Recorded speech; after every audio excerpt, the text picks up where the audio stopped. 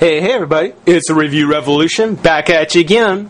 We just wrapped up the variant of Cheetah for the DC Universe Classics Wave 13.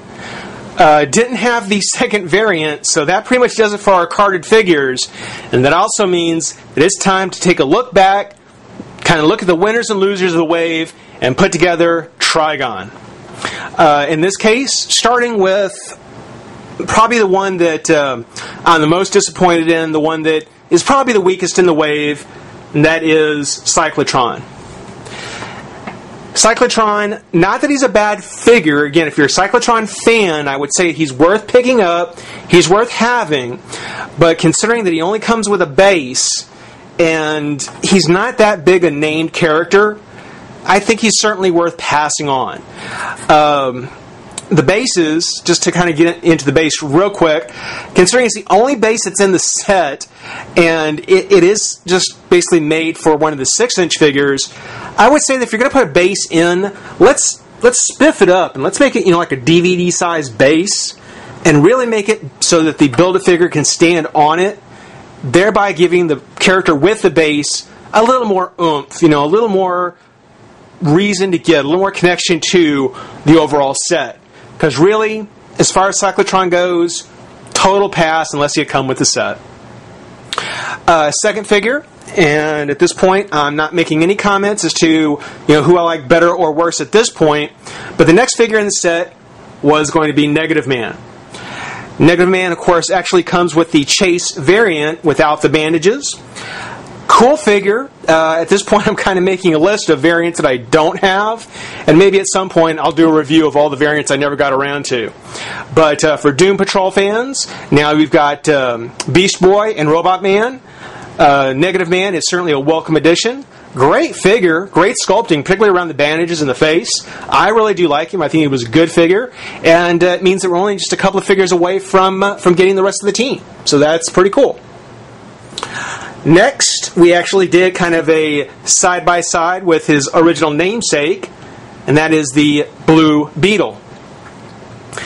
Not a bad figure. As I had mentioned, Blue Beetle is probably the most extreme example of Mattel kind of experimenting with articulation, because on this one he has double jointed elbows and knees, something not seen in the DC Universe Classic series yet.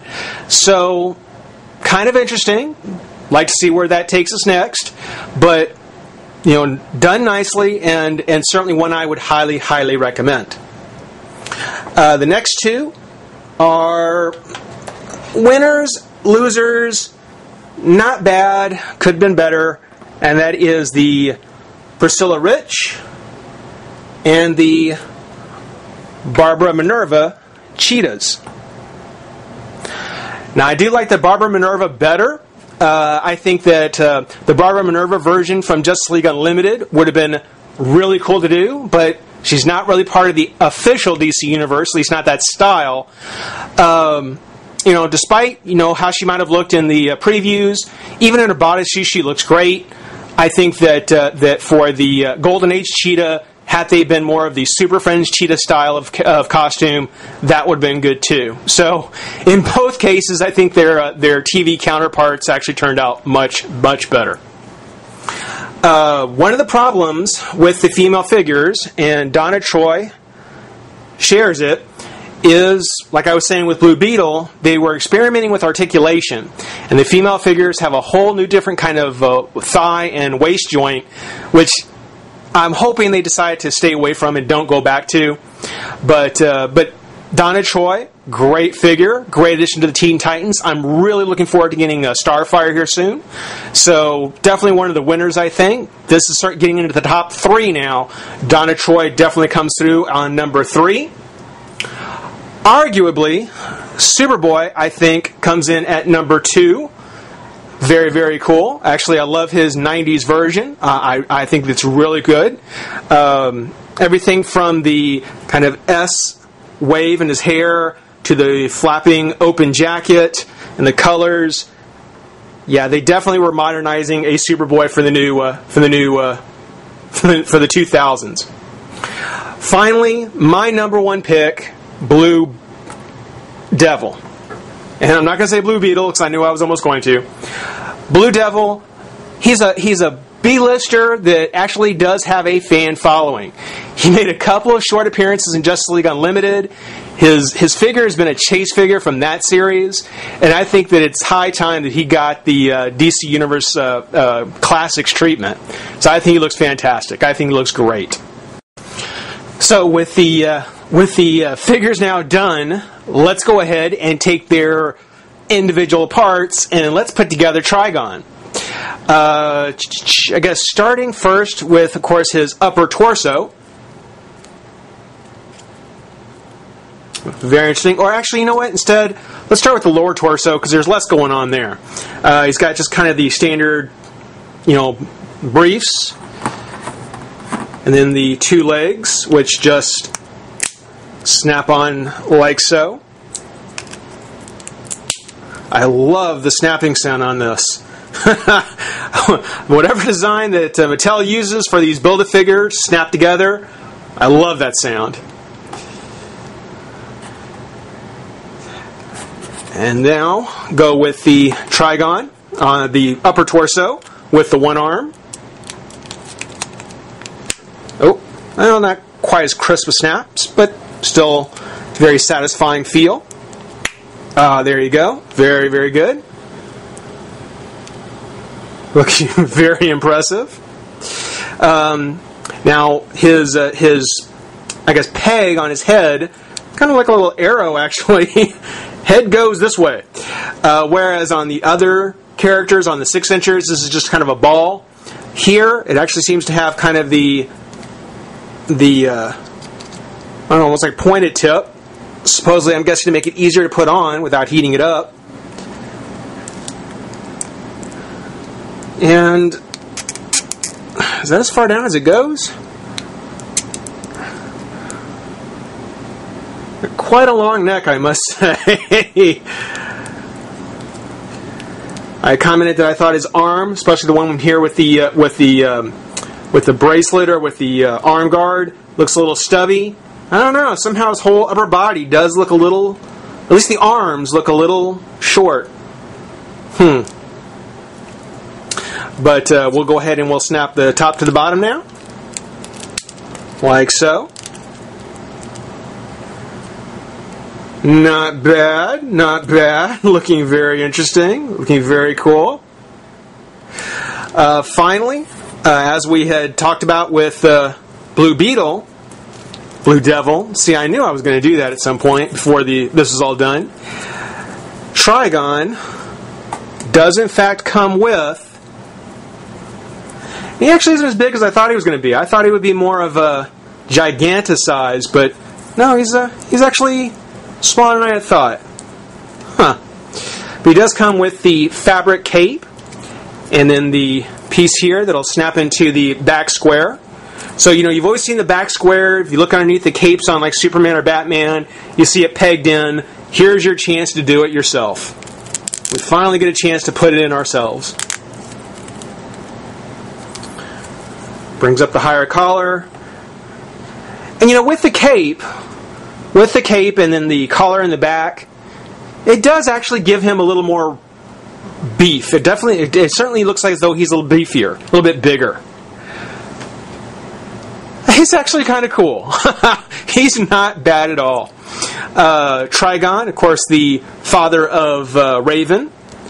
And actually, he also has 3 sons, for anyone who was kind of curious. At one point, he has 3 boys that actually betrayed him and stole his powers.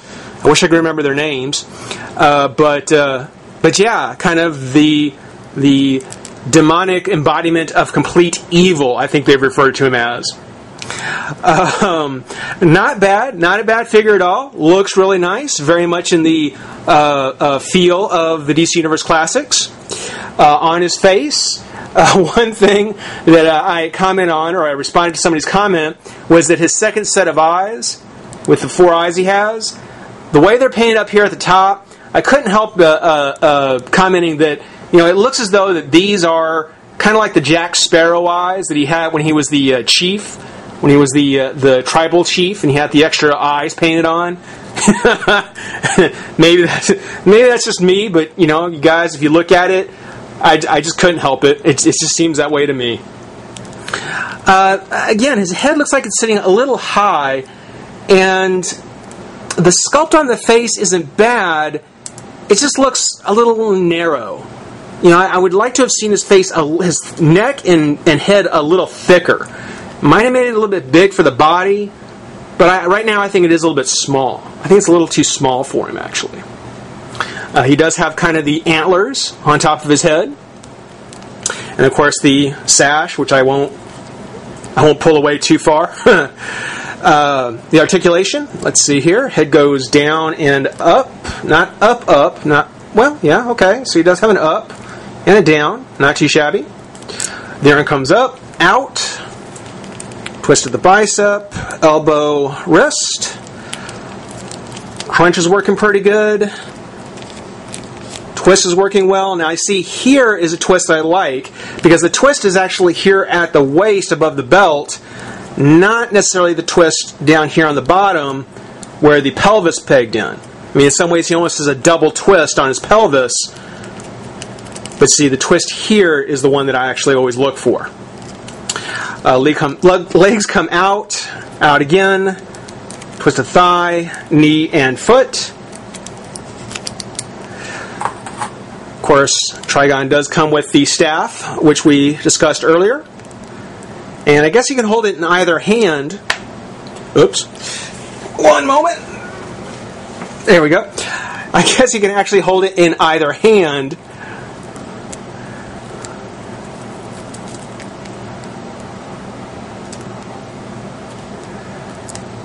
Somehow, having it in that one, I think, is actually pretty cool. I'm really excited about getting Raven. I mean, now that we have Trigon, I think getting Raven is going to be really, really cool. He's a good figure. He's actually not bad. A good choice for a Build-A-Figure. I am very excited about... whoa. I'm very excited about Bane and all the others that'll be coming out. Hopefully that hopefully his stand isn't going to cause us too many problems. Yeah, good. Okay. But thanks for watching, guys. Thanks for sticking around through it. Got a lot more of the DC Universe coming up. But Marvel fans, don't go anywhere. We've got a big red Build-A-Figure coming up for you guys too. So thank you everybody for watching. Rate, comment, subscribe, join the revolution. We'll see you soon. Bye-bye.